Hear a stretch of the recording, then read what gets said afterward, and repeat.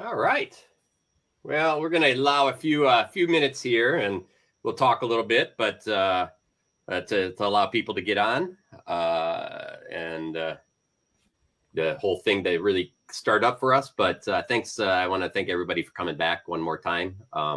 We had a great conversation. I'm still kind of it's kind of been fun because it's kind of seeing through new people's eyes again is nice. Even made me think more at practice on Tuesday about helping others actually train again and kind of staying out of the way sometimes, or thanking everybody for the training they're doing, and remembering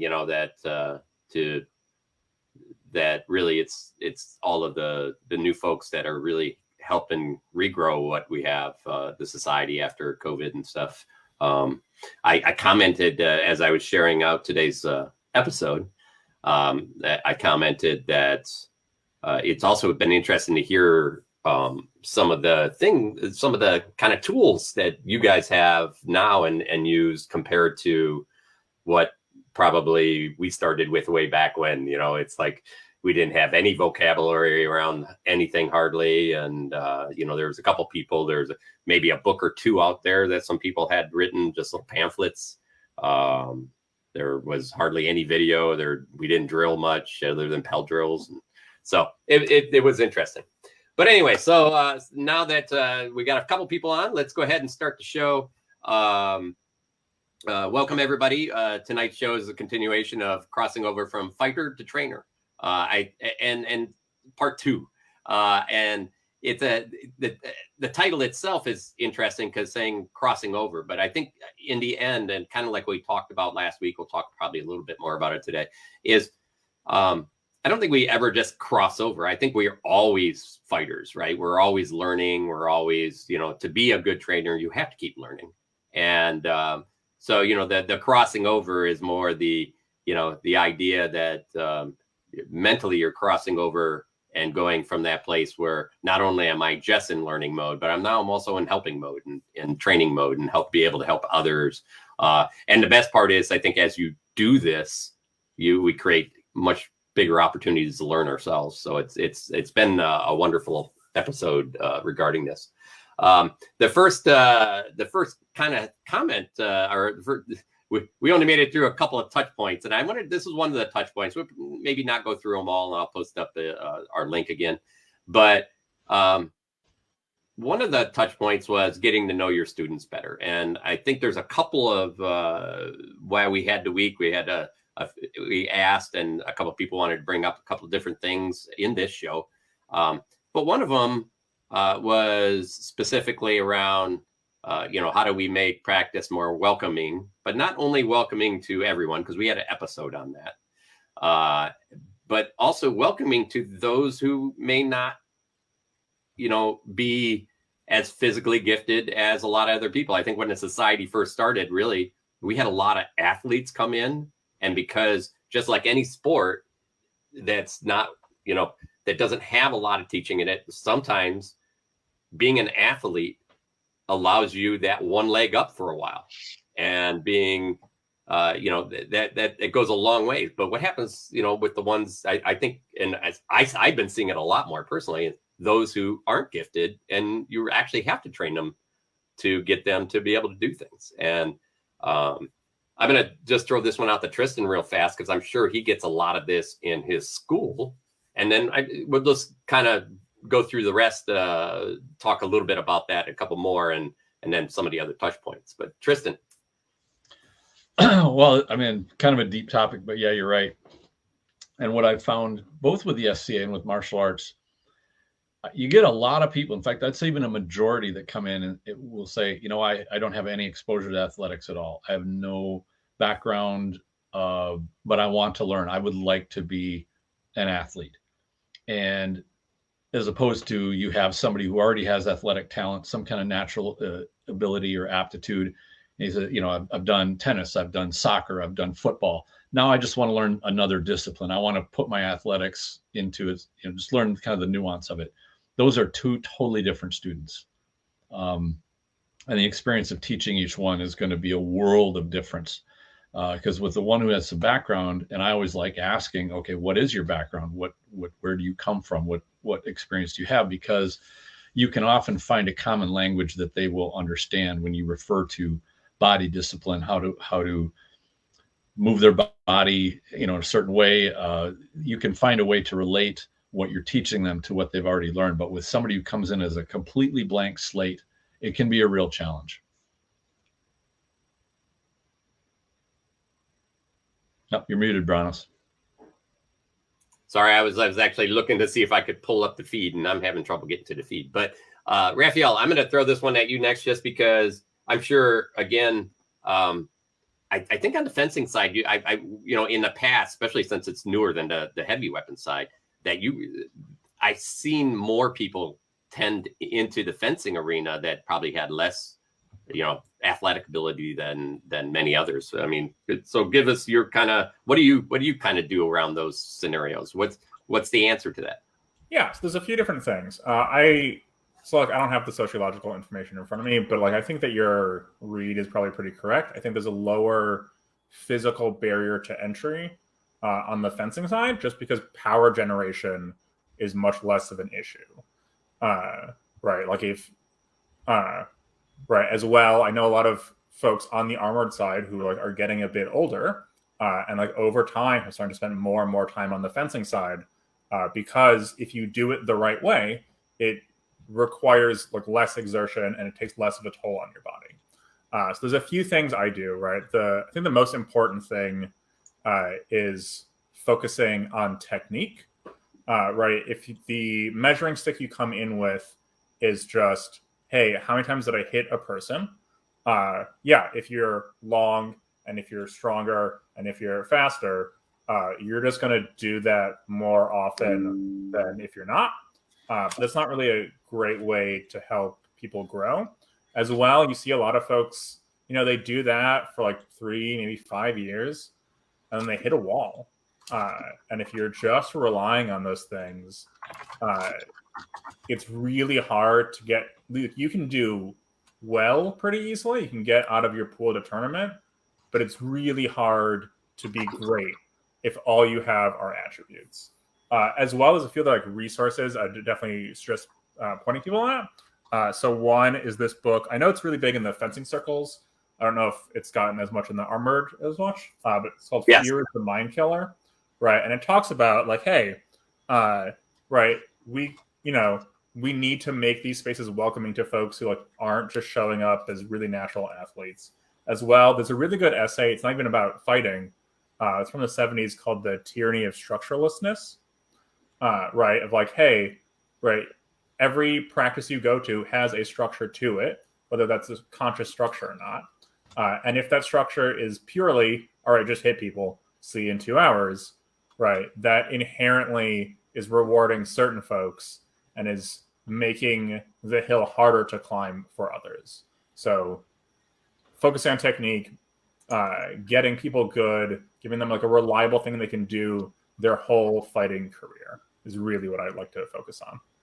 Yep. No, I think that's great. And I think 100% that's, I think it's even more rewarding being able to help somebody who doesn't have a background necessarily in, that's not a natural athlete, because they tend to be like, well, I can do it.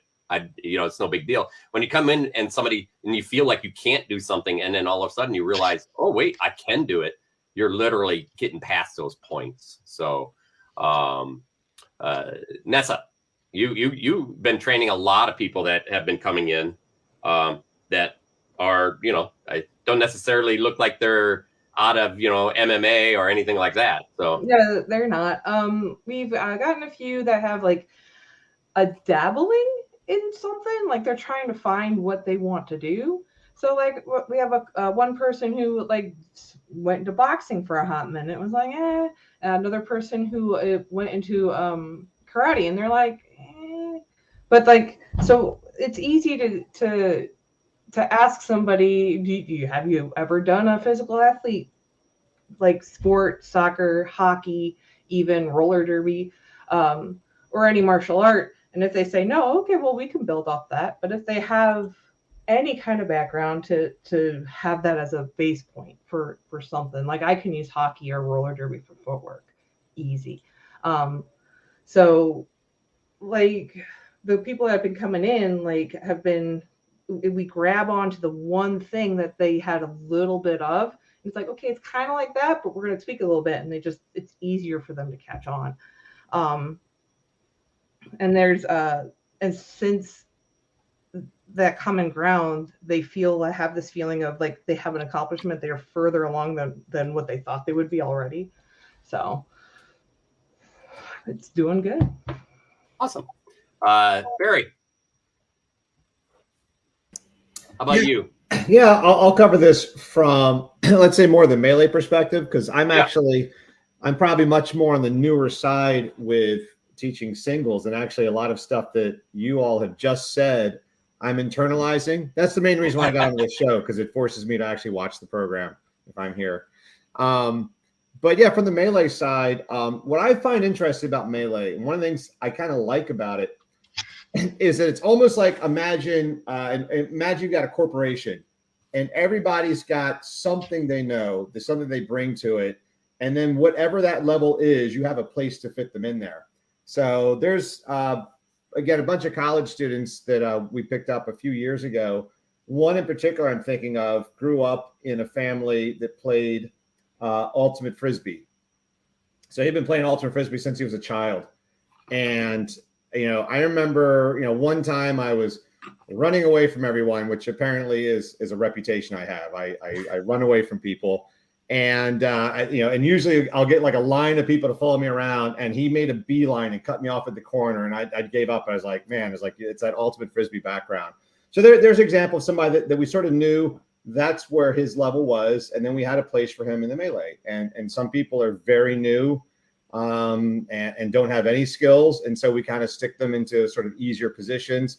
Some people are really big and naturally strong. Some people have a like a football background. Some people don't have any background.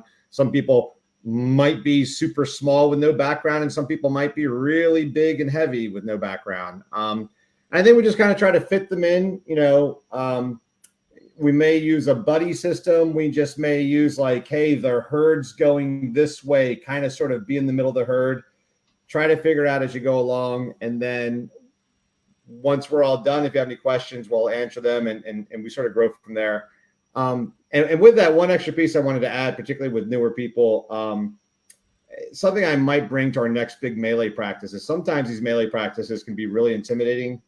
And I know particularly in parts of the East, we get sometimes very, like Full Metal Jacket, like get like lots of like yelling and rah, rah, rah. And we're going to, and some people don't respond well to that. So no. I need to take some people to the side and just let them know, hey, this is, they're trying to do their best. They're trying to motivate you. Don't take it personally. When they're yelling, they're not yelling like they're angry at you.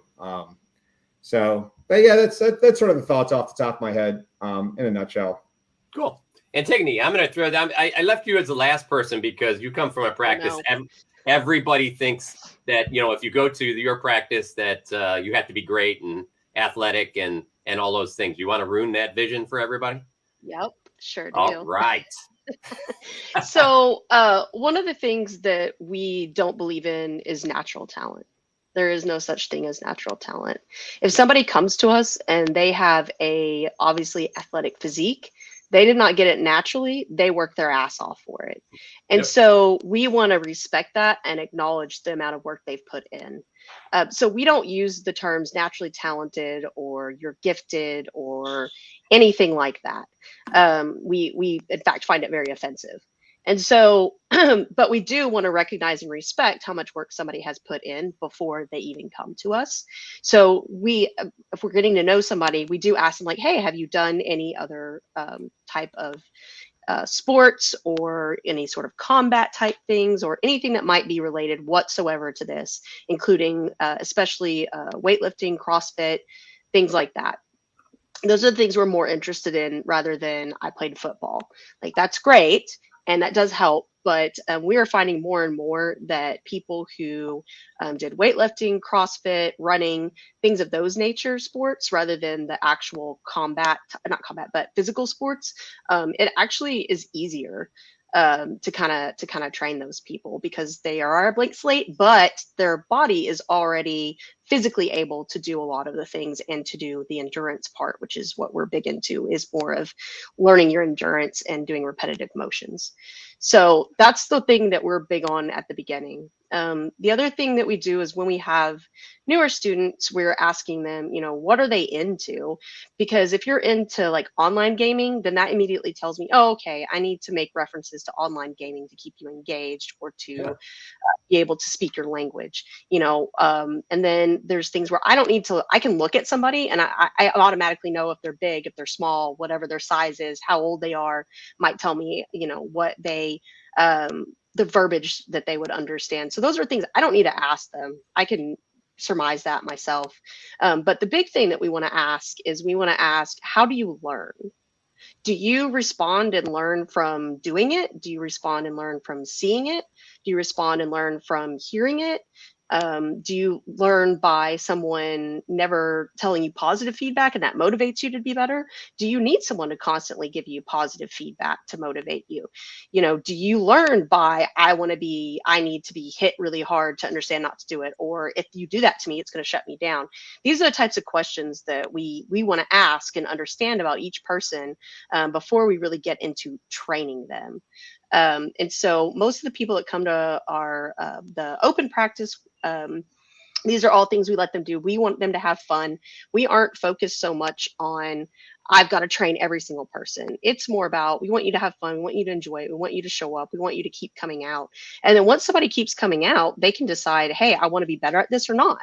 And if you want to get better at this, well, you're going to have to put in more time than just showing up to the one practice a week. You're going to have to put in your personal time in doing the workouts or the drills. You're going to have to put in another day of private practice with someone. But we don't try to push people to that immediately, because that's overwhelming. And this is a hobby. Everybody does it for free, or they pay a lot of money in some of our cases to do it. So we want to make it attractive and fun for them first and foremost. Yeah. All right. Well, we're done with the show. We can leave now. Go ahead, Raphael. Oh, you're good. Okay. Yeah. So you actually, I was just waving by. Okay. Exactly. So no, you nailed all the points. The best way is to know your to know your students, and make sure that you're giving them the feedback, the type of feedback that works best for them, and also make them understand that that we sometimes, it's a cooperative group of people working together, and that you need them just as much as they need you. And that piece is, it's a lot more fun to have a group of people doing something together. We're all struggling together. We're all getting better together. We have that community to kind of lean into. And I think that's what you're getting out of this. And knowing a person that's in your community better just makes you better understand how to make them part of that community. So that was really, really, yeah, you nailed question number 3 very well. So it's I really, the part I really enjoyed the best on that, everything you said there, was that we think about that more now. I'm not sure if we thought about that back in the day. I mean, there was a lot of community, but it was brought up a different way. And, sometimes I know for sure, and I'm sure it's still happening. I'm not going to look past it, but, back, you would tend to get trained if you look like you were good, because then they were just trying to get the next good guy or girl into that place. And, a lot of times knights were taking squires that could be knights. So they tended to look at that in a prowess level. And when prowess relied on physicality back then and not necessarily technique as much, it was a thing. But now I think we're learning, and not only here, but we are absolutely learning in society that, basketball went through a generation where we took a lot of, suburban schools took a lot of inner city kids out and got really good basketball teams together because they were very physical, very fast, athletic. But within the last 10, 15 years, all kinds of sports things have opened up. So lots of people paying a lot of money to get their kids to go get drill work and teaching work and coaching work with near professional people, professional coaches. They go to, all kinds of weekend activities that are all weekend learning from past players, current players. They do travel teams now. So instead of just having a season and you're done to the next season, they're playing all year long. And they're finding that these kids who are, parents are paying a lot of money are getting fundamentally better than what the inner city school kids are getting, because they don't have the same access to that type of training. And it's sad, but it is actually, they're seeing this happen more and more now. There's a negative side to that much practicing as well, but it's an interesting fact that relying on good training and drills and all these things like you just brought up and goes a long way into building a better fighter. I really, really like the way you put that. Just because I know you guys do this all the time, I'm going to throw this back. No, you know what? I'm going to throw this up to Tristan real quick because you have to live on this a little bit, but I know you also break it out. Lesson plans. Yeah, lesson plans. I remember the very first time I was asked by my instructor to teach a class officially, and I spent a week putting together a sheet of, okay, here's the exact things I want to work on, and I tried to chain them so that they linked from one to the next. It wasn't just a, mishmash smorgasbord of whatever I felt like. And I started the class on the first thing, and I started looking at how people were, what they were struggling with, and I threw the outline away, and I was just like, let's focus on what I'm seeing.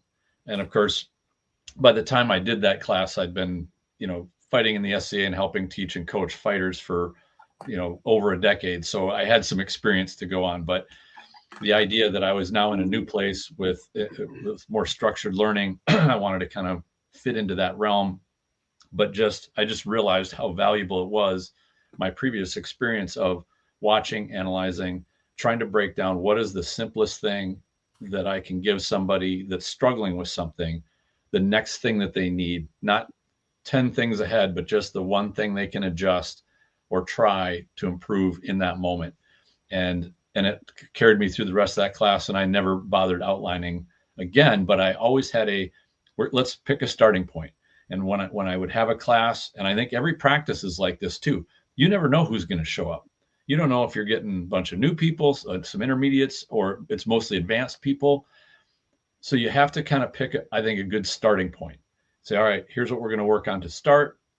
And I try to pick something that the mix of people that are attending can grasp and can work on at their level, rather than picking, all right, tonight we're going to work on this expert thing, or tonight we're going to work on this raw, very basic thing, because you don't want to bore advanced people and you don't want to go over new people's heads.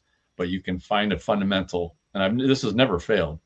Find a fundamental that each person can work on kind of at their level, and get them working on that stuff, and then improving what they particularly are struggling with. And that's more of the one-on-one skill, either with their partner or under a mentor or instructor, to say, okay, here, we're just going to tweak a little bit. We're not going to completely, rebuild you from scratch in 1 hour, but we're going to adjust and tune and not overload the person. So that's kind of how my lesson plan tends to go. So now that's the lesson plan. Do you do like, the beginning of class? Do you have like, stretching? Oh, stretch. Yeah. Oh, yeah. Structure of the session. Class stuff at the beginning before your actual lesson, right? We always start out with, there's a very, very short bow-in ritual. I mean, less than 10 seconds. But it sets the tone. It sets the tone for the class, sets the tone of the mindset. I have a big bell that I ring to start out the class, because even just that bell tone can get people's minds shifted. Whereas if they just wander in and wander over and be like, hey, let's work on some stuff, it feels totally casual. with just a little bit of formality, tiny bit, not a lot. I don't go for the full-on Catholic mass 10-minute ritual to start class or anything, but just that one thing, the tone. All right, we're all going to bow in. We're going to bow to each other and start our warm-ups and do just, it winds up being about 10 to 12 minutes just of warm-ups, stretching, some movement drill type exercises, and then away we go. So that's kind of the class structure part, if that's okay. Cool. Barry, you had wanted to jump in. Yeah. So again, from the melee side, we have a regional practice in, I'd say, central New Jersey. And we do it about once a month during, I think we just had our first one. So April through October. And I've led a bunch of those. I have assisted with a bunch of those. And even when I'm not assisting, I still have an opinion. And apparently my opinion's worth more this year. So, but anyway, yeah. So one of the things that we do in those practices is we've had, we would do a breakdown at the end and have everyone say their two pieces, what they liked and what they thought they could improve on. And I remember a lot of people had suggested that we come in with a lesson plan ahead of time. And we sort of had, especially after COVID, we kind of had a new crew doing this last year, myself included. And we had some organization problems early on. And one of the issues we had with the lesson plan, this is sort of jumping off what Tristan was saying, is that we had no idea who was going to show up. And we've had practice. So for example, if we have a practice with 40 people, 40 armored fighters, we're doing bridge battles. And if we have a practice with 10 people, we are not doing bridge battles because you can't have a bridge battle with 5 people per side. So there's just one example of, you have a bunch of things in your mind. You have some ideas of how you're going to go about this. One of my favorite practices, we had 8 people show up, 5 of which were fairly new. So we did a lot of, we started off with 2-on-1 drills. And we had a line of people watching 3 people fight, which I normally don't do. And I asked for feedback. I said, are you okay watching this because the pace is kind of slow, or would you rather do something where everyone's fighting? And everyone said, no, they're actually learning a lot from watching the people fight. But if you had 8 people that had 5 to 30 years experience each, they want to stand there and watch people do what they already know how to do. So there's just an example of how I think you do want to come in with, I think, like a sort of collection of ideas of how you're going to run it, and then sort of be prepared for, do you have a lot of people? Do you not have a lot of people? Are they veteran fighters? Are they not veteran fighters? Do you have a ton of spears? Do you not have any spears at all? Do you have archers there, et cetera, et cetera? And fortunately, it's particularly melee practices. Hope you'll get something going. And then as that's going, you'll keep in the back of your mind, what am I going to do next? So there's just an idea of, you don't want to come in and have it be completely chaotic and just, make it up on the fly. But at the same time, you have to allow for a lot of flexibility. I would agree. Anybody else want to jump in on this one? Go ahead, Nessa. So the other thing I'm learning as I'm starting this training thing is how we did things where I'm at is we did a lot of one-on-one. We never really got like a huge influx of new people or just a very small amount of new people. And so it'd always be a one-on-one lesson. But now since we're getting more, I can't do that. I don't have the time at the practices. I need to start a class and I need to start lesson plans. Like it's as something grows, it needs to be adapted with it. So like one-on-one is great. You get a lot out of it, but it's something that has to change when you have more and more people coming along that want to learn the same thing. Yeah, I think in a lot of cases what happens is one thing I have noticed is one-on-one is it's a really good place to be, but you get pulled in so many different ways, and a lot of times, we don't structure one-on-ones very well because, some of the higher level people that are fighting could spend maybe a little more time training the trainers. When you have 40 people there, you train 5 people that are training to 40, you have a lot more to spread around. But, you know, I think one thing that helped us with practice, and I have non-fighters doing this, and that is at least at the beginning. And Tristan, this is some people probably just come so they can get exercise at the beginning, agility work and stretching and all of those things in your classes as well. Some people just actually like some structure sometimes.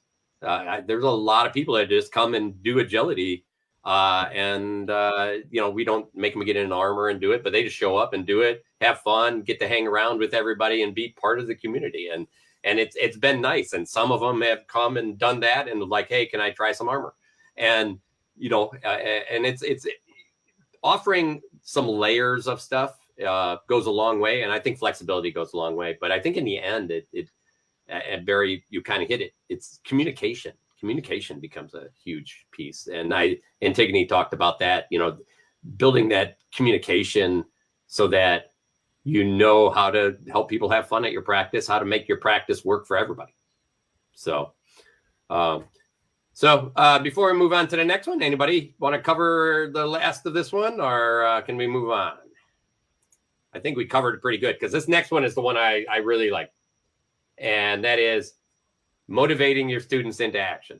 So I think this is probably the hardest one for almost for everybody's practice. How do we keep them around? How do we motivate them to try harder? How do we, you know, how do we drive them without driving them out, right? How do we help them get to the goals that they want to get to? That's and I'm gonna throw this one at Antigone a bit, and then I'm gonna follow with Raphael right after that. Because you kind of touched base on that a little bit in your last conversation, but motivation gets a little deeper, right? You know, how do you find that? You know, you sometimes see that person that's like, "Ooh, I think we're losing him." How do we pull him back? Yeah, so we end up losing people because of most of the time because their life just gets so busy. But keeping them motivated and wanting to come back, it's a kind of a fine line that you walk. So does this person want to have more fun, or are they looking for you know, just fun, just showing up and hitting things? Are they looking for a community? Because a lot of people that come to us, they come to us because they are looking for a full-on hobby community to be a part of. And so there's kind of that. So if somebody's getting unmotivated, maybe it's because they're not feeling like they're a part of the community. So that way we try to kind of invite them to go to other things. We try to, you know, tell them, hey, we like seeing you here. We want you to be here. So just keeping people coming out is one thing. Motivating somebody to go past I just show up to practice to have fun and now I want to go to the next level. We have people that obviously, you know, they are picking up fast. They are, you know, just really fitting in really well. And we know that if they did more, they could be so much more. You can try and talk people into it and encourage them as much as you want. But if they truly don't want to, you're not going to be able to. And then it's just going to be pushing them. So you have to walk a fine line between I am motivating you and I want you here and I want you to do more. And I'm pressuring you to do more. And now it's not fun. Because I will see people, you know, they'll just be like, yeah, you know what, this is too much. So you have to watch how much you do that with, and it's going to depend upon the person. I can't tell you, hey, this is exactly the steps you need to do. It's very individualistic. We find that the best way to keep people motivated and engaged is to have them come to events, have them go to like wars, and have them, if they're fighting, participate in tournaments.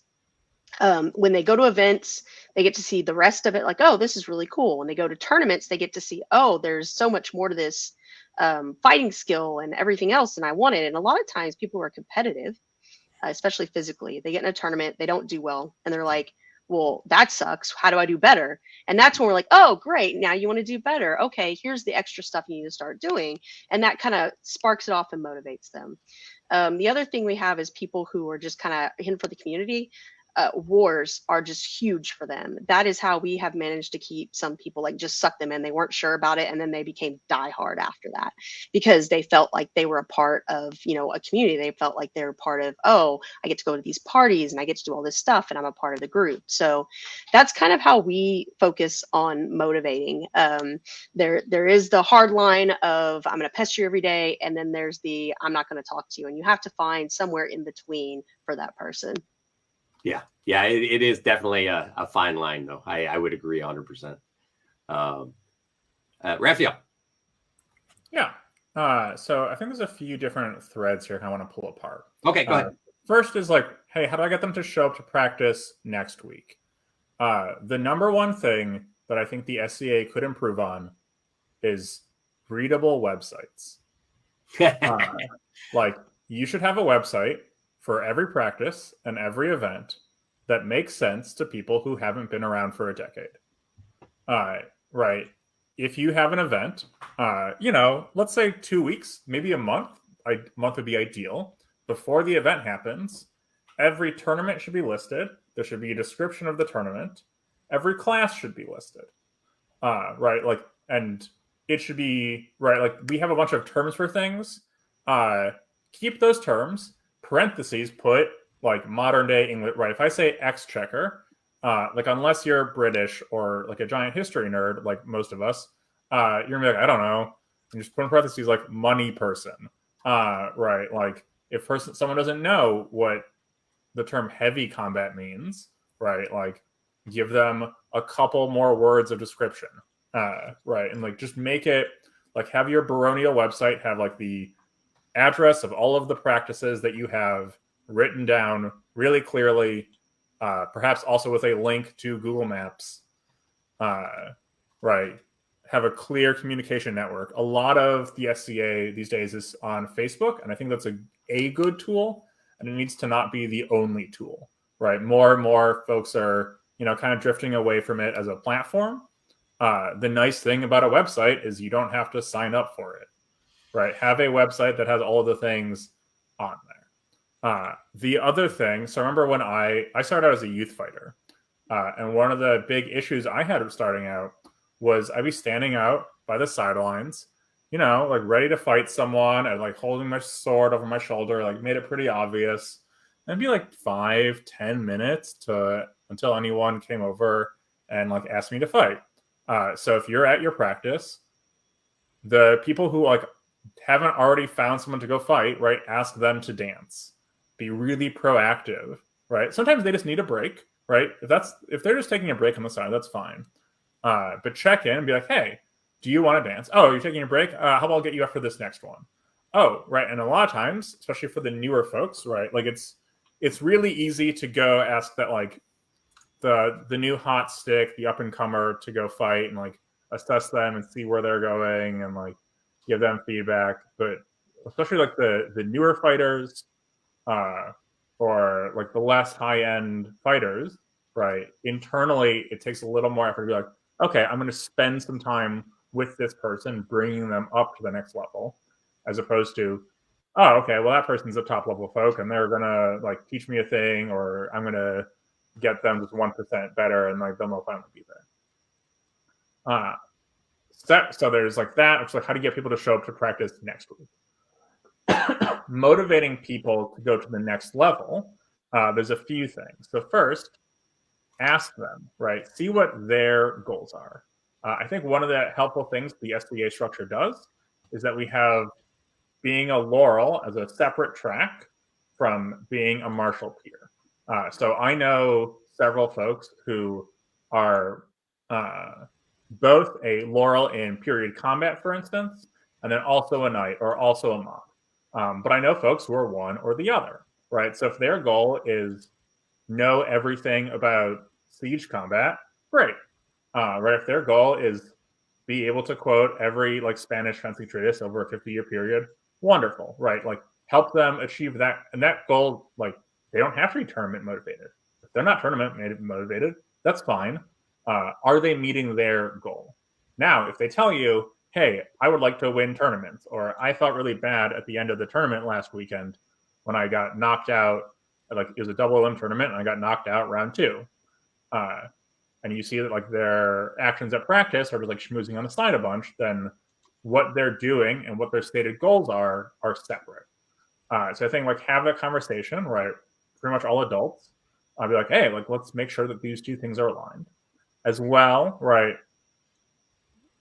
Sharing your enthusiasm, right? Yeah. Like you never, you can't force people to get good at a thing. Right? Like you can be mean and just like hit them until they figure it out, but like, that's not super helpful. But if you, right, like enthusiasm is infectious. We're social creatures, and if you show how excited you are because like you get to play with swords, I don't know, that's enough of a sell for me. Right, like that, and you create that culture where everyone's excited to be fighting.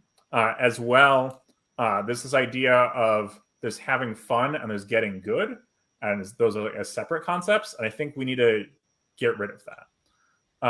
Now, I think like people can show up and not solely be worrying about getting good, but like make drills engaging, make the process of improving be an engaging, right? Not just, it's not homework. It's okay. Like this is I want to do this activity, not purely just for the goal, but because like doing the activity itself is an enjoyable and rewarding thing. Yeah, no, and you know, I think the one piece that you hit on real hard for me is share your enthusiasm, and that could be enthusiasm around, you know, look what these drills are doing. You know, it's like and show that.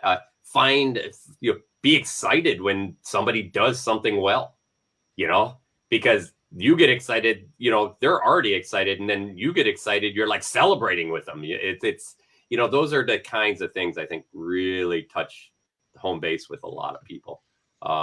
So it's you know, I know I tend to get a little excited about fighting, and even talking fighting, or, you know, being around fighting, all of those kinds of things. I'm just a little over the top, but, you know, I think that goes, you know, for me, that goes a long way to help people find and believe that they can do it too. And I think that's a big part of, you know, of teaching, is being excited about what you're teaching. So anybody else want to talk a little bit about kind of things they've done to motivate people? And you know, and that could be just motivate them to come back, could be motivate them to get better, could be motivate them past that place where from not believing to believing, because that's a motivational factor, because when you don't believe, you don't think you can do something, and then as soon as you start to hear, I know one thing I do with a lot of people is like, you didn't think you could do this thing, and then look, you just did it, and that goes a long way. Because you know what? If they did that one thing, the next thing you're thinking about is, maybe I not only can maybe I do that again, but maybe I can do this, period. And you know, that's, I think some people really need to hear that, and I think that's a really important part of a coach and a trainer. Yeah, if I could jump in with one thing too, and that is that because boy, I've seen this a lot, and kind of even fell into this myself, is like, how do you attract people by what you tell them? And we, you know, so many people practice like, well, what should I say that will be, you know, inspirational to somebody? And there's a lot of great inspirational stuff. I mean, there are people that can, just through what they tell somebody, can get them really fired up. But what I've noticed really fires people up is being around people that are having fun and having a good time. Mm-hmm. Like that is contagious. And you also, by doing that, you don't have to feel like you're trying to sell somebody something, because everybody knows when they're trying to be sold something, whether it's, oh man, this is such a great group, you're going to love it, I love it, you know. But when you show them just by how much you enjoy it, that will draw people, I think. Be the example, not so much just a sound like you're desperate to get people to come back. Please come back, please, you know. Yeah. That actually has the opposite. Doesn't go anywhere more often than not. I agree 100%. I get people all the time. It's like, I want to go get all these people back, and I'm like, I'm gonna spend my time helping the new people while they come in then too. You go work on those guys. I'm gonna work on the new ones that come in, and we'll go for both ends. But that's going after people is a long road. I mean, the door is open, and we'd love to have people back. But you know, that's a hard path. Go ahead, Barry. Yeah, I have something that I do for, I guess for a lot of fighters, I try to find very objective things to point out that they might be missing, where there isn't a real clear area of improvement. So one I was thinking of specifically that I used recently is, we have myself and two other fighters that are all very similar levels of ability right now in singles. And we've been together for maybe about 2 years pretty consistently. And not one of us has improved the kill ratio against the other two fighters. So for about 2 years, it feels like you haven't made any progress. And so I have to like remind them of that. It's like, we're never, as long as we keep coming to practice, we're never going to feel like we're making progress. But you have to remember, hey, how did we do when we went to this? Or, you guys just went to this big tournament and, you guys did much better than you expected. So I try to point out things like that. I try to point out, this is, where you used to be and this is where you are now. Because if your only measure is, I go to the same practice every week and my kill ratio hasn't improved, it feels like you've stagnated. So we try to look for like those sort of objective things. Or even like, hey, do you remember when we worked on that wrap 6 months ago? You couldn't throw it at all, and now you're throwing it regularly in a fight. So that's what I try to focus on. To try to motivate people, just let them know that, hey, you are improving, even though it doesn't feel like it. Yeah, and I think Antigone hit that one on the head a little bit about getting people out. We have that problem here quite a bit. Especially you go to a practice and a lot of people are like, I feel like I'm a pill just constantly coming out. I never feel like I'm getting better because everybody's getting better around them at the same time. And there's always a couple people at the top of practice that, that you feel like they can hit you at will anytime they want type of scenario. And then they go to tournaments and we're like, oh, well, we're going to go to this tournament. And they participate in a tournament. We're like, I didn't know I was this good, and that's really when they start realizing it's like, wow, I am okay. I am not just a pell standing out in the backyard. I had somebody I went, they went down the night before and did torchlight tourney, and it was a bear pit. And a couple of people complimented me when I arrived about him. And then he came over, he's like, I think I know how you guys feel now. I like sat in that bear pit all last night, like nobody killed me. So, I think it's super important to get people out. And Barry, you're nailing it. You have to point out that if you can't get out and you're at the same practice, you have to keep pointing out the things that you see have changed and show, if that means, hey, here's an old video of yourself. It's like, ooh, I didn't want to see that. Hey, that's real quick. That's something I do for myself. I know I've posted this on the Coach's Corner before, but I have a diary I keep for myself. It's the same as my Tactical Fighter blog. It's just a private blog that I write everything down in. And I post videos every like 4 or 5 practices. And every now and then I'll have a bad practice.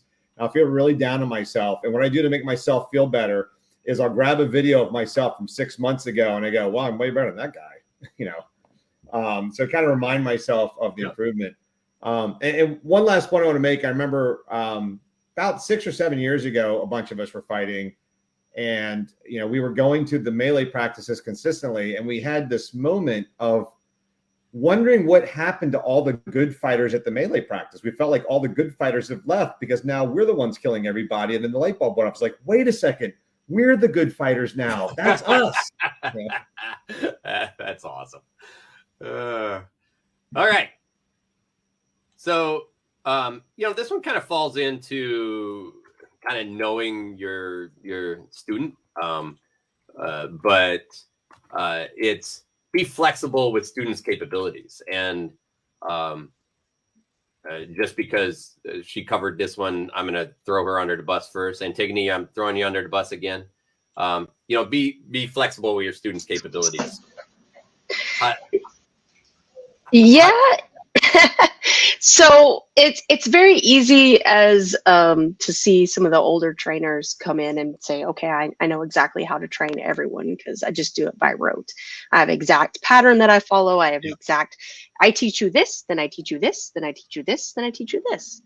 And it's easy to fall into that. Unfortunately, human beings are not all the same. So I see quite often where some people who are way outside of the norm, such as if you're really, really small or you have physical disabilities, significant ones that really change the way you have to fight, that throws a curveball. And you have to be able to acknowledge that your student has an issue and then learn how to work around it and not make them feel bad about it. Mhm. I mean, like for me, I'm small and I have an inner ear problem. Ailgheanan has the same inner ear problem I do. It's called Meniere's. It's a balance. Thank you. Sorry, my son. That's all right. So I have a balance issue, and so I have to train around that. But it's not visual; you can't tell. So a lot of times that very much frustrates me, and it frustrates the person who's training me because they have no idea how it feels or what's going on with me. So just being flexible and just being kind and being willing to listen and try to think through the problem and not just do it by rote is really the best thing I can think of. I don't have any permanent students or anybody that I've kept for a long time that I've had to work with like that. So I don't have any long lasting advice, but as a person who has issues, that is my advice is just be cognizant of it and, you know, try to understand what they're going through. And it's not always a, yeah, but I can't do this. It might really be a, hey, we need to just adjust this. No, I think that's great advice, and I think we run into that a lot, you know, and you know we have, in fact, Nessa, jump on, because I mean we have somebody that's very short, and I think that she gets trained like she's 7 foot tall sometimes, and it's tough for her. She's struggling sometimes. Yeah, and there's a lot of times somebody's like, "This is how you throw this, and that's all you have to do," and it's like, she's not capable of that. Like, get down on your knees. This is what she sees. And they're like, well, what? And like, yeah, she doesn't have that same angle you have. Like, you can't teach her to throw at that angle because she doesn't have access to it. And that's just not like, she has learned also to adapt what's being taught to her to what she needs as well. And she's not afraid to ask questions on, hey, can you change this for me? Because I'm having a problem with it. And I think that's really great of her because like she had struggled so long with people trying to teach her things. And then like, it's not just some physical things too. There's a lot of people who have anxiety issues at the moment. Their helmet's too small sometimes. Like I dealt with having a small helmet for a while, and getting the helmet off in a timely fashion would make it, if it didn't, it made it worse. But there's also people who have different kinds of anxieties, and being patient enough to work through them, like, and watching them as they're fighting somebody else. Like, yesterday we had somebody who had an anxiety issue at our practice. Like, all of a sudden it just, I saw it and I followed them off, and I was like, all right, these are the things I need to do with them to get them in the right state of mind. And we talked, and she wanted to finish her practice in armor with her helmet on. We had a set of stipulations for what that meant. Not fighting a long sword, but fighting against this style. But we had to fix her training for that moment because of what happened. And it happens often. I think you're breaking up, or I am breaking up. No, I can hear you, Brennan. So she's breaking up. I was like, thought it was my computer again. So yeah, Nessa, you're breaking up and freezing a little bit. So, but yeah, I mean, and you know, I really like where Nessa was going on. You know, there's a lot of times you don't know what people are dealing with. So, and sometimes they're okay with sharing it. One piece is to make sure they understand it's okay to share it. And, you know, but building that trust is something that we have to do. I'll post in online here, but we did a neurodivergent episode specifically around the ways different people learn, and it was really good. And you know, we have to deal with those things. So you know, I think sometimes, you know, in the past, people, but even now, some people are uncomfortable being able to deal with people that have issues like that, or they're just uncomfortable knowing how to explain it a different way. They don't understand. What I have found is really the best way has been to talk and let them know it's okay. You know, let them know that, you know, you're still here to help, and the best way, and they're giving you a gift, because what they're giving you is the opportunity to learn how to help them and others with the same thing. They're giving you an opportunity to learn, and that is a gift, and don't throw it away. So, Nessa, Go ahead. You want to try again?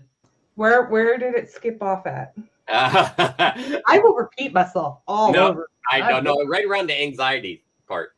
Oh, about like and watching them and making it like you could see some of the triggers on the list as they're fighting somebody. And we had somebody Thursday. Something happened and they walked off the list and had to get them in a good spot to end their practice in armor again. Like because they wanted that, and I didn't push for it. It was like we could take our gear off right here. We could be done. We could talk. They're like, no, I want to end in armor. I was like, all right, then. But we had to set stipulations on what the fight would be. Not fighting this style, but fighting this style. And just taking the time, being patient. Yep, I agree. Anybody else want to talk about this a little bit? Go ahead, Raphael. Yeah, I think at the end of the day, the biggest thing to remember is your job as a teacher or as a coach or as an instructor is to prioritize your students, right? It's really easy to go, this is how I teach, deal with it. Don't do that. Yeah. Right. Like if they want to learn this thing, you can be like, well, that's perhaps not the single best thing for you to focus on right now. But like, man, you want to learn that, like, I'll teach it to you. You're excited about like swords. I'll teach you the thing you're excited about. As well, one of the big topics I've picked up on a lot recently is just like how people operate. So I tend, for instance, to be a very counterpunching fighter. And I have a lot of students who really want to run people down. So, you know, they decided they want to learn from me. You know, and I'm like, okay, cool. Occasionally the answer is, hey, someone in this room is better at teaching that. I'm going to send you over there. If you have that resource, use that resource. But otherwise, I have to figure out, okay, well, how do I teach this fight from the approach of plan A, run them down? Right? It's very counterintuitive for me, but, you know, I knew how swords worked well enough and the mechanics are all the same. And you just kind of move first instead of move second. And just spending the time to like figure out how to teach to different temperaments than your own. As well, I think it's really important to not think of folks as, not like phrase things as this person being lesser or being an exception. Right? Oftentimes we're like, well, everyone who isn't a 170-pound, 5'9" man is like an exception. And it turns out like we're all exceptions. So they did, for instance, like during the Korean War in the 50s, they were looking at fighter planes. And they had like, okay, well, we're going to study what everyone's shape is. And hey, this is what the average is. And it turned out 0 people were the actual average. And the answer was like, make adjustable seats. Yeah. Right. Like if you just make it right, like, you know, in your right, same thing in your car, you can move the mirror and you can move the seat a bit and you can move it back, and you can move it right. And like, but if we just say like this seat and this mirror and this airbag and this seatbelt are all made for the average person, none of us are that.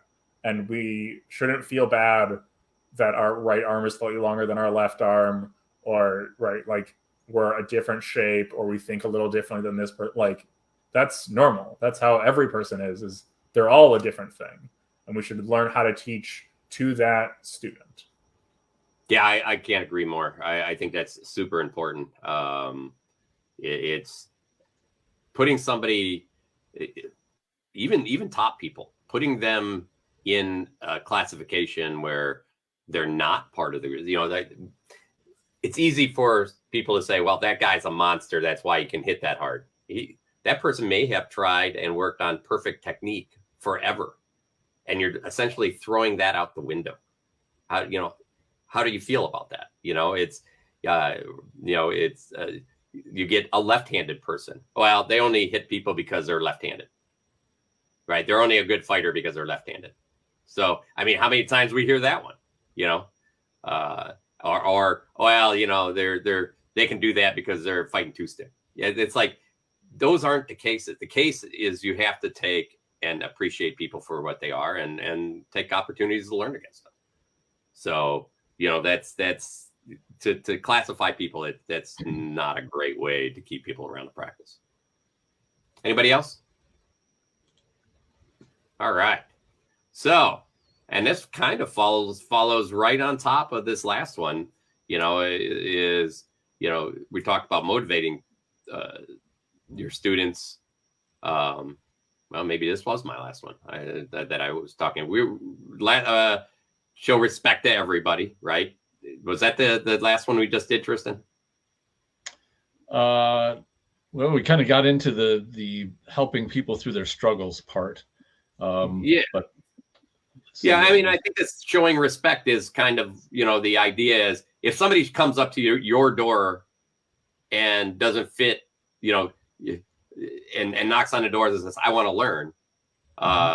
But, you know, they're well, here's a big one that happens a lot, or used to happen a lot in the SCA, and that was a woman comes to practice and they want to learn. And the first thing you're like, well, you know, do I want to spend that time?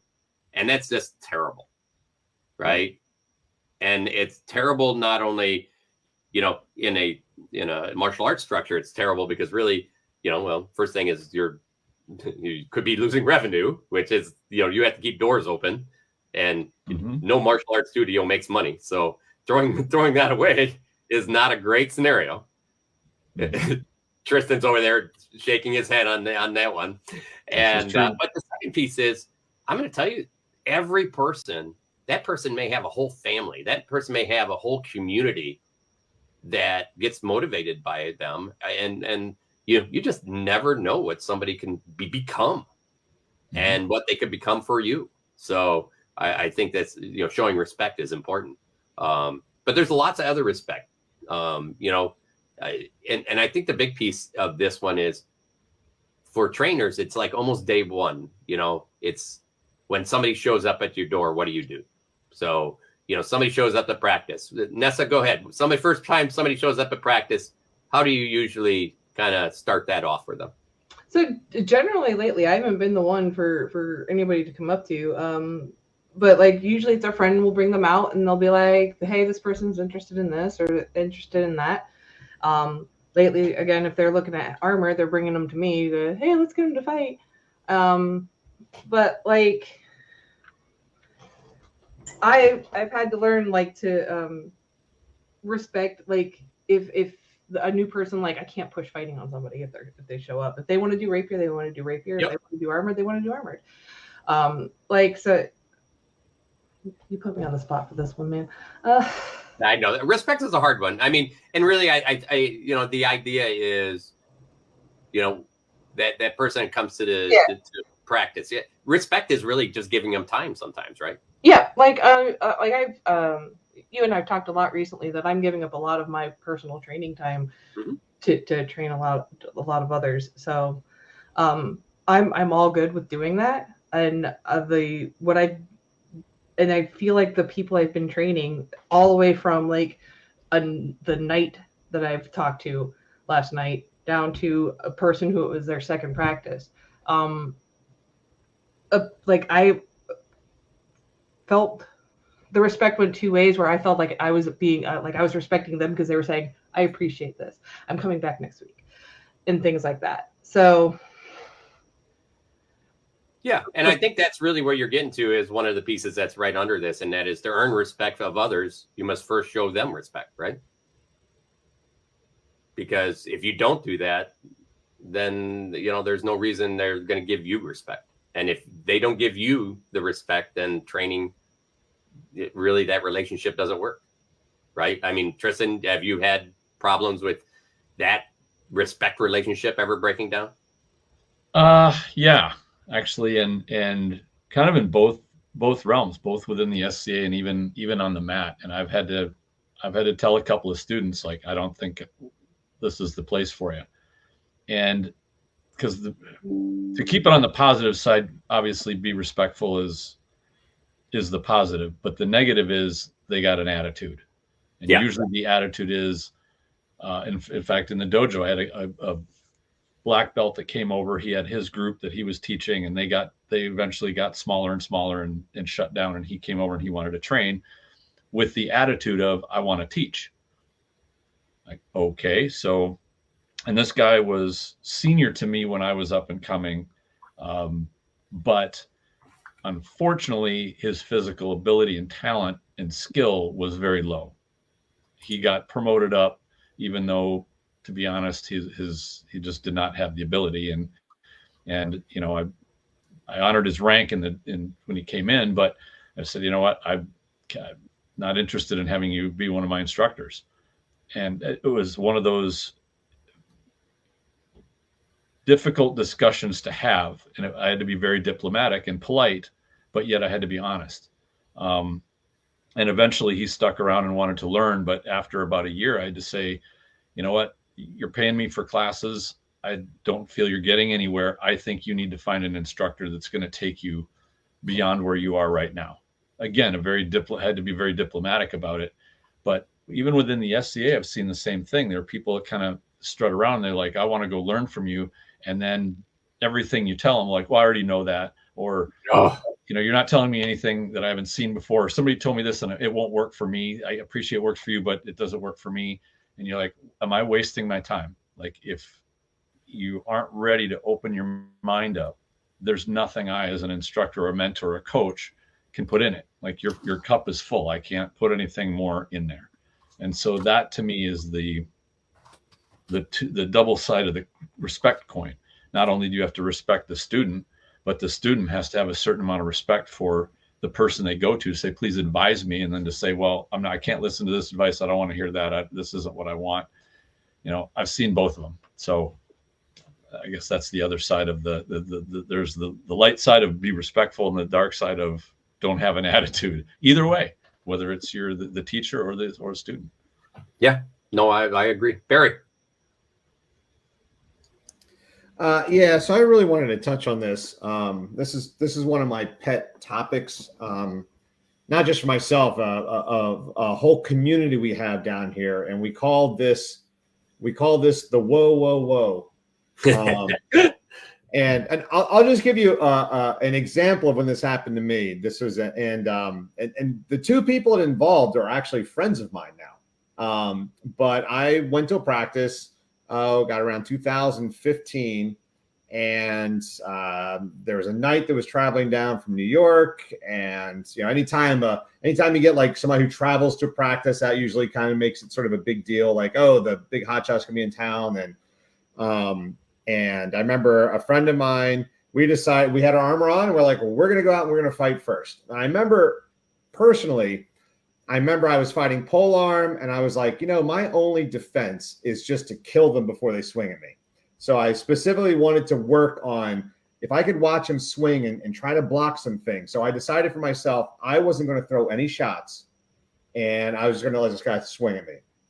And so as we're doing this, the knight is watching me, and he thinks, God, this polearm doesn't know what the heck he's doing. Because I notice a lot of knights seem to believe that everyone else who fights is in a tourney mode, and they're just trying to win the fight with the best tactics they know how. And if they're wrong, they need to be fixed.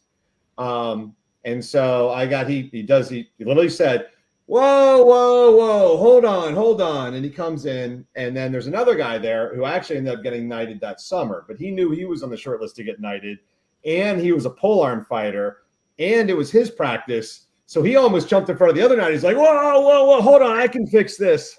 And I was a bit of a rebellious guy, so I shut them both down. I was like, guys, I'm working on something. Like, I'm literally working on something. But this is a pet peeve of ours is when that gets done. And I think a lot of times when people do that, it's when teachers do that, well, it could be a knight, it could just be the highest ranking person at the practice, it could just be somebody who has established themselves as sort of a mentor of the other people. But a lot of times when they do that, I think they're making it about themselves. They want to put on this performance to let everyone know that they're the one who knows everything. And I think that's a real ego check that we all have to do is when I'm talking to somebody, am I doing this to feed my own ego so that everyone knows that I'm the hot shot that knows everything? Or is this really beneficial for this person? I know in some of the private chats we've had with some of the people on here is that some people have kind of more of a smart ass personality. Sometimes the rapport you have with your students. Sometimes you can just tell a student, they walk off, boy, you look like crap, you know, and that might be exactly what that student needs to hear or wants to hear or whatever it is. But I think you have to be very careful not to make big productions in front of everybody that embarrasses the student. I know when I was God, 2 decades ago now, back when I was a high school teacher, that's one of the things that they talked about a lot, is creating a safe learning environment for the children, which means if a child asks something or a student asks something in class and it's the dumbest question you'd ever heard, you don't say that, because as soon as you say that, that's just going to shut everyone down and they're never going to ask any more questions, because they don't want to be embarrassed in front of all their friends. So that's my big thing there in terms of showing respect to the students, is just try your hardest not to embarrass them in front of all their friends, because most people don't like that. Especially, we're talking about adults. We're not even talking about 13-year-olds. Like, these are adults that we're dealing with, and they don't like that.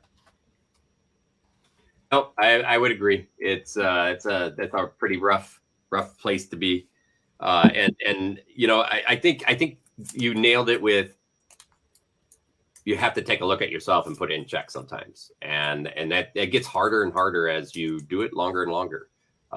Sometimes we all kind of get into some default mode, and that's the way we stay, and that's it takes a show like this to remind people, it's like, you probably need to put yourself in check a little bit. And so that one's a big one. It's a hard lesson to learn sometimes. I know I don't like it, but Antigone, I'm going to throw you under the bus on this one, because I'm sure you have some stuff that around people respecting what you're doing, others respecting each other for what they're doing, people respecting for effort that each other put into this. Yeah, so I think your number 7 and your number 9 on this list, they kind of go together for me, because being mindful of the language you use just falls straight into respect to me. So what I mean by that is, if we have trainers that are talking about fighters that aren't as good, and referring to them as, they're a trash fighter, or they just suck, or whatever verbiage they're using there, the rest of us hear that. Yeah. And if I hear that, and I hear like, oh, well, that guy's better than me, so I must be trash, and then that just hurts me completely. And in one foul swoop, you have lost my respect, you have degraded me, and you weren't even talking about me.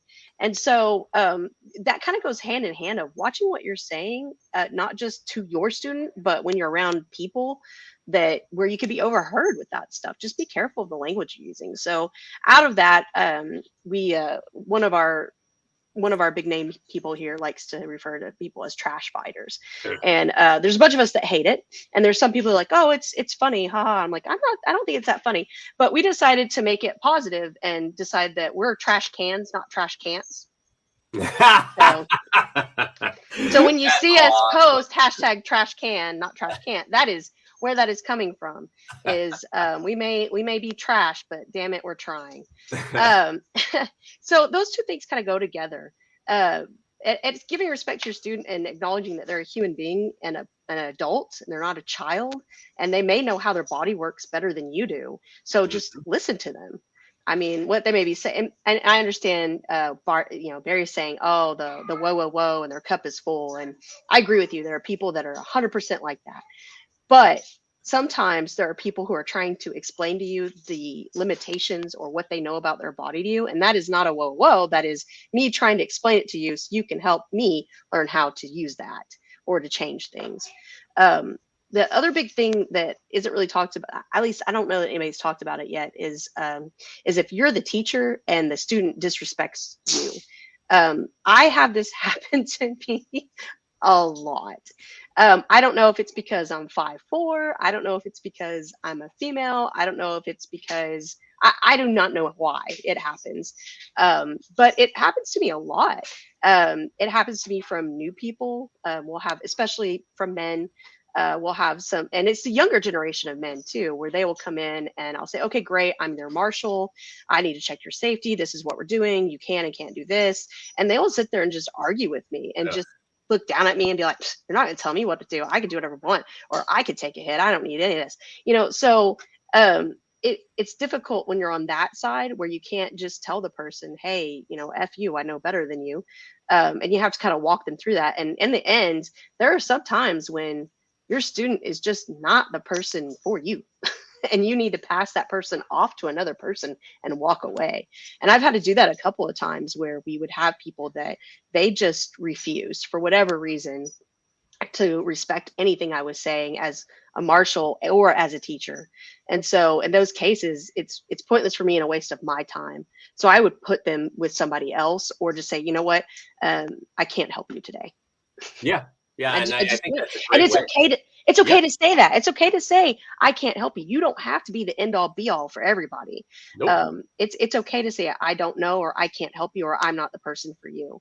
But that's a big thing. And I know I had a big question about how to kind of address some of these things I'm talking about, which is where you have other teachers you have other teachers that come and interrupt you and aren't respecting your teaching and your time you have with this student. So I didn't know if you wanted to get into that or okay, sure, great. Yeah. So this has been a thing that I've noticed. It's not just SCA specific, but a lot of my the stuff I'm going to refer to as SCA specific, and that's because that's where the majority of it's at. When I'm at in my job and my career, I don't have this issue because I'm considered an expert in my field. Mm-hmm. But when I come to SCA, I'm not considered an expert in my field. I'm not a knight. I'm not a Duchess by our own hand or any of that nature. But when I am teaching something, even if it's just the basics, I quite often will have somebody come and interrupt me mid-sentence and start talking over me and telling the person how to do it, either repeating exactly what I just said or be like, oh no, you do it like this and this and this. And they literally will, if I'm standing here and my student's standing here, they will literally walk in front of me and start talking to the students. The number of times this has happened is astronomical. It is almost every time. And me as somebody who's trying to teach and get better at it and kind of make my name as like, hey, I do know what I'm talking about. That's a really hard thing to struggle with, of how do I get that other person who has introduced themselves into my conversation, how do I get them out without being disrespectful? So I think, and it's interesting because we've had conversations about this a little bit. One big piece on that is just, if it's happening at your practice, we used to have it happen at our practice a lot.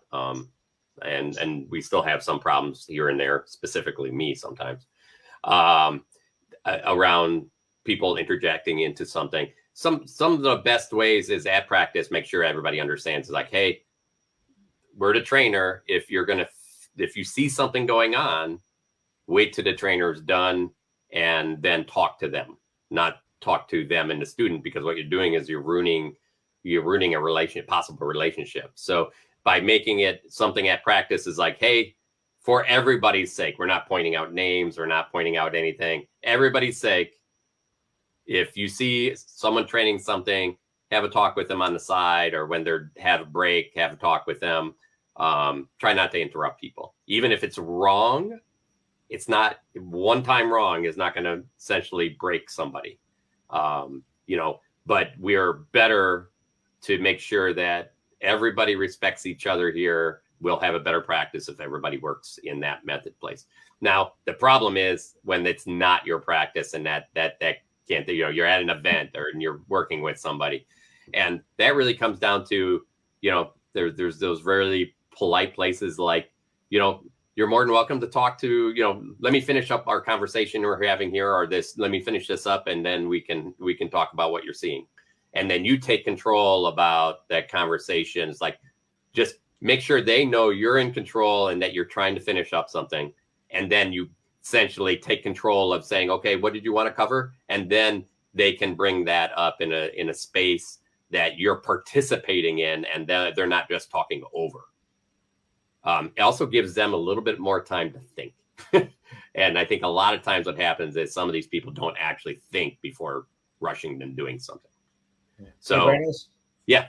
It's funny. We had this happen on Tuesday. I was working with somebody, and I think this is the problem that a lot of people that have the inclination toward teaching have, is they see something that's that they think needs to be fixed. This and I had a similar conversation that you just said on last Sunday, and someone said this is too important, and so they have this like, no, but this one time's an exception. I need to fix this problem. And I had a friend say this to me, the person over there is doing this wrong. I said, well, he's doing a lot of things wrong. Yeah. And he laughed like I was making fun of him. I said, no, we all do lots of things wrong. I was like, you have to let them go out there and fight. They're going to do 15 things wrong. But he's starting to get that offside leg which is what he's working on. Let him do it. We can't, otherwise we're just going to go through the whole practice every week, finding something that everyone's doing wrong, and we're going to come in there and try to fix it, and nobody's going to enjoy that, and it's not productive. Yes, and it's hard because they really want to talk now, and but they also understand. I think in some cases it's just like, oh, no problem. Just let me finish this thing. You'll probably see some of those people literally leave because they're like, oh, maybe I shouldn't have come over and interrupted. And yeah, Tristan, we talked about this on a lot of episodes, right? And I'm going to tell you, this is one place that we keep trying to remind people that, it is a terrible habit. And, I'm happy to say I am working on that bad habit. My problem is I get so excited about things, and I do this, and I have to keep working on it. And we all fail at things. All we can do is keep trying to get better at it. So give that a try. And I'll definitely try to throw some other, think of some other things and ping you with some other ideas that we've done in the past. So, because that is hard. It is super hard.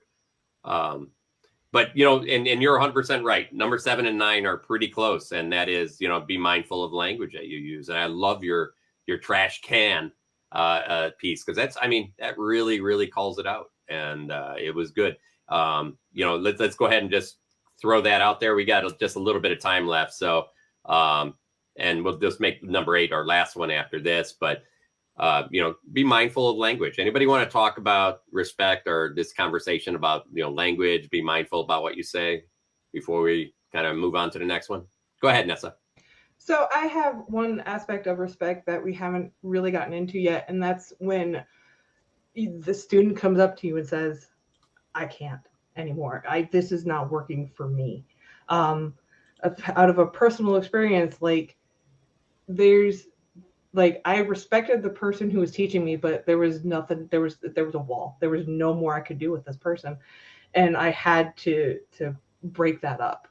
And it was hard and it was difficult. And the response I got back was not respectful at all.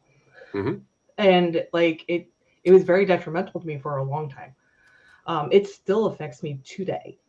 But when your student says, I can't, you have to let them go. You just have to. You can't see it as a failure on yourself, because it's probably not. Mm-mm. It's probably not you. It's just something stopped and it's not working anymore. And that's how it is. And this is a relatively deep subject, and we have a question. Yes, I know. I'm sorry.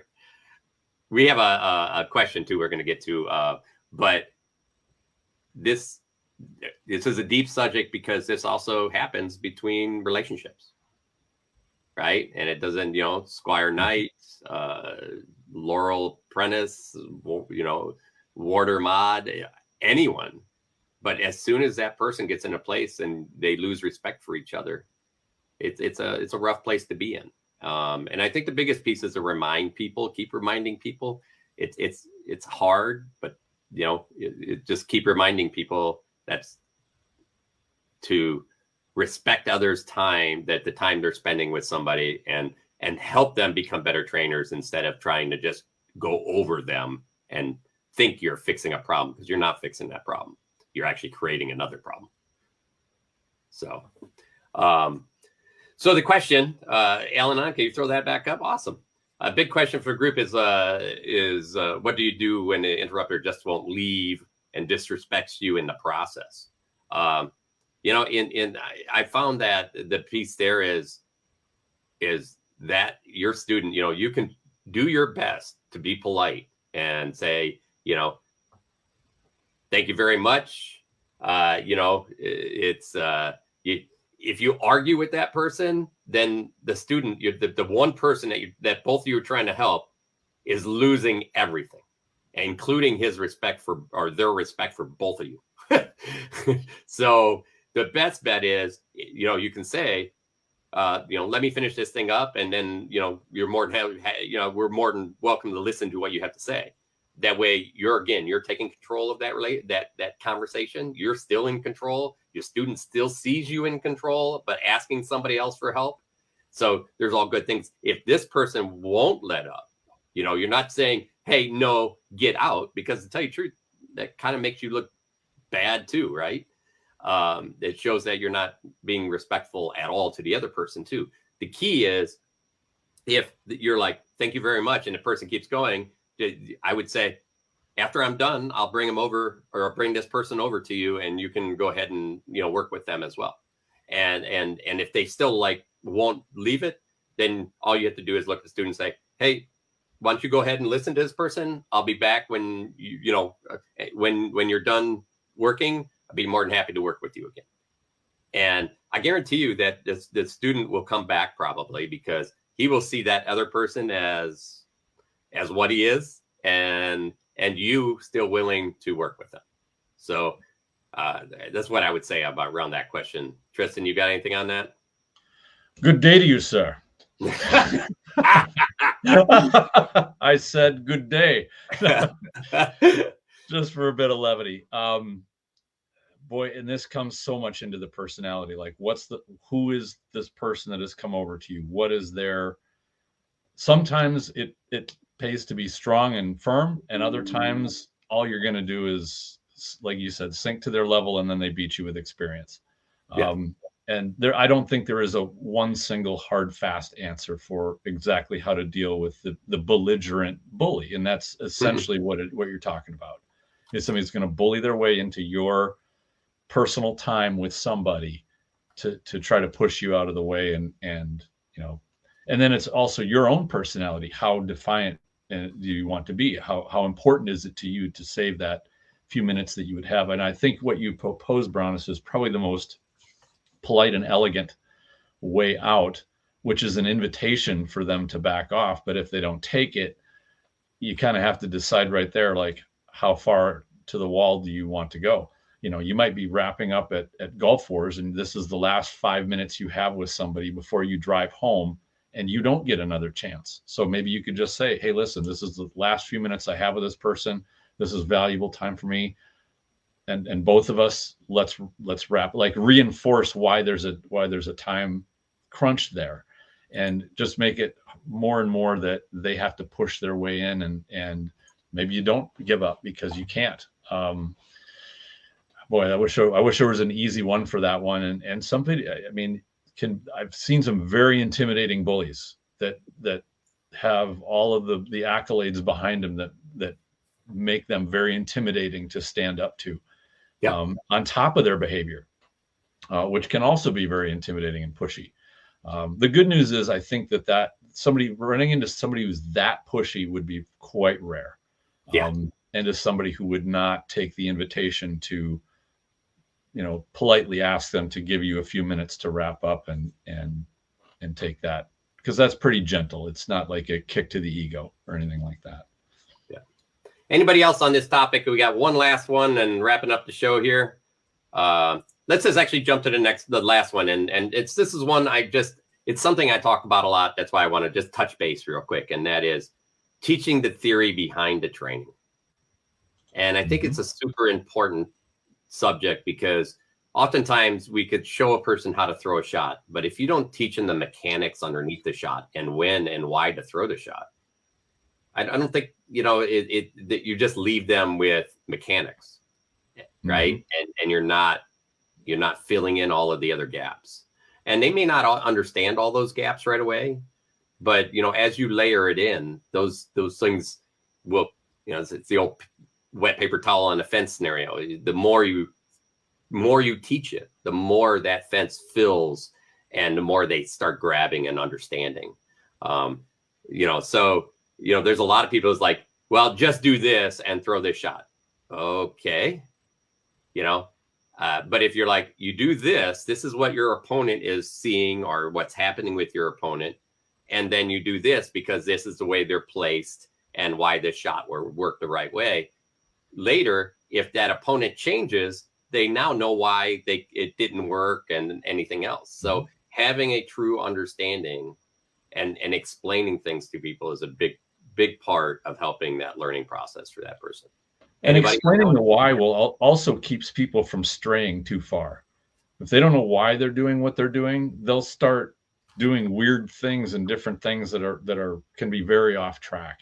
But if, like you said, when they understand the why, firstly, it also, by taking the time to explain the why, the student feels like you are giving them insights, not just giving them a little, oh, here, just do this. Like that seems almost dismissive. But you say, here's what I want you to do, and here's why it works. Here's what it's supposed to do. The fundamental principles this is built on.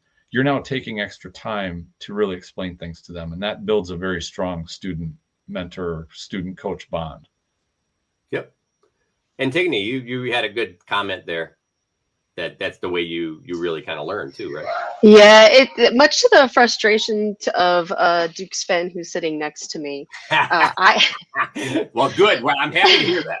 Oh yes. I really need to understand the why, and for me, fighting, if I can grasp in my mind the why and what's all in it, then I have a lot better.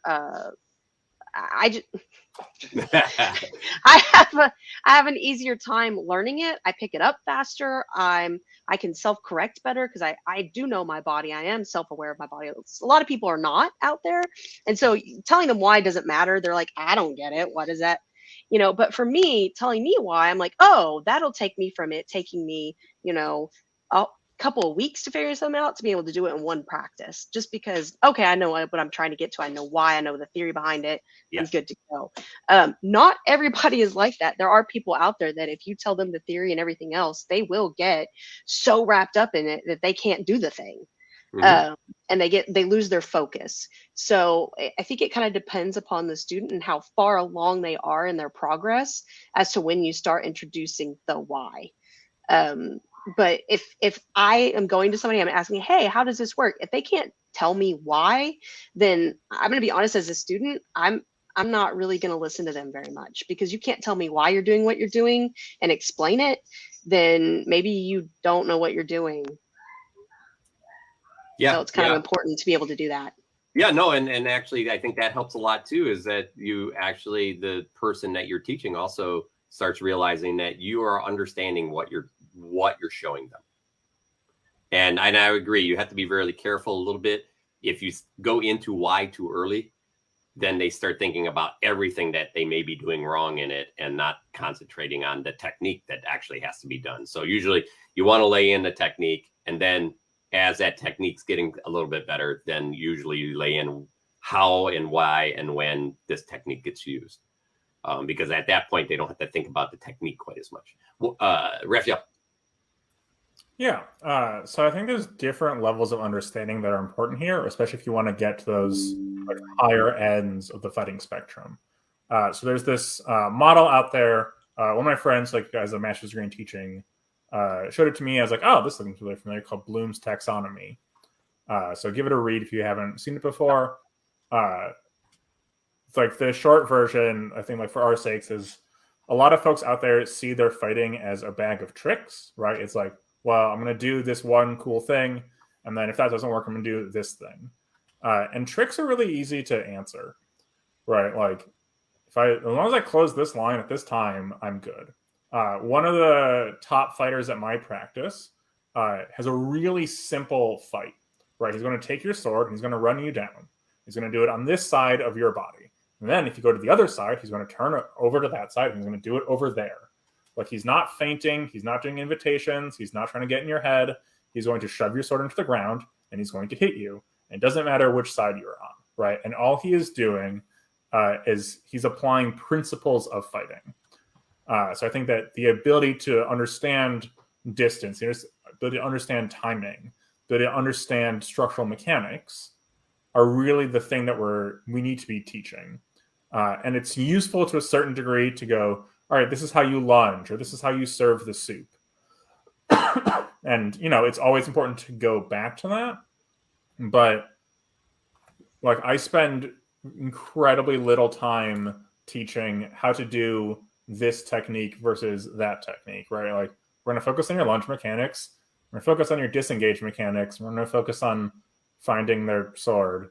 That's really it. I know a bunch of cool things you can do with a sword, but, like, I am the least flashy fencer out there. I'm going to wait until you make a mistake, and then your sword is no longer in my presence, and I have one sword, and you don't. And if I have the only sword in a sword fight, I win, and then I fire. Right? And so I'm helping people hone stuff at that principled level.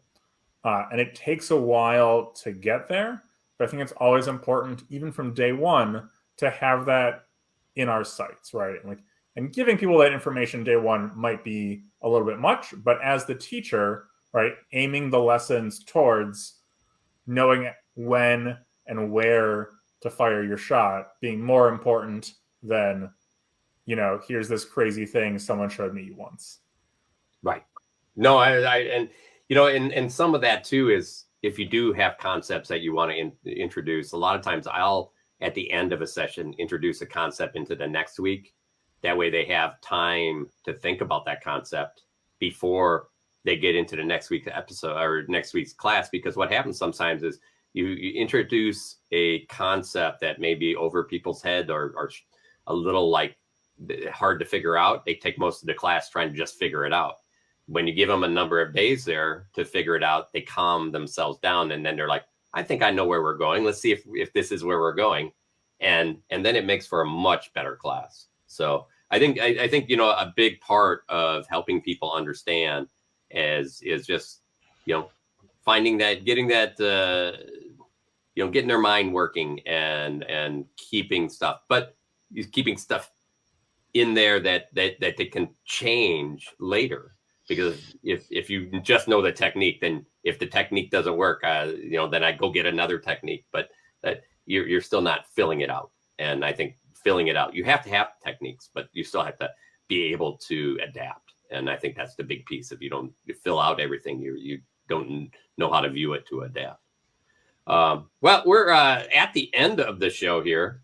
Ailgheanan's already doing a wonderful job posting stuff up, and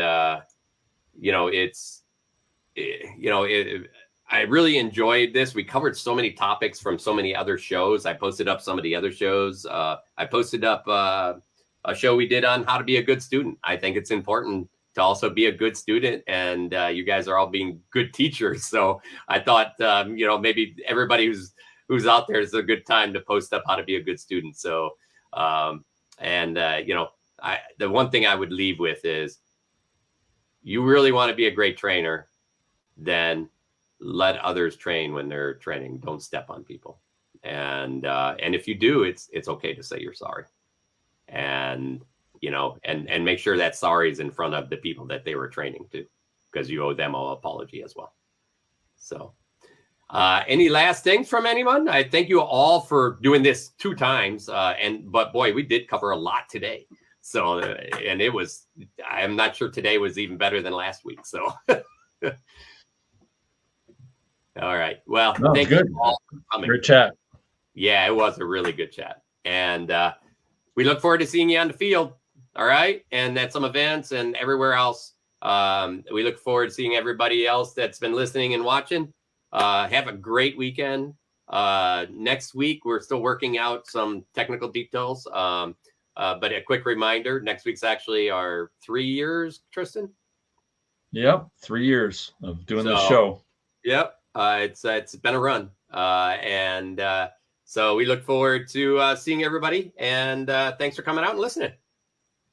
Have a great weekend, everybody. Bye, guys.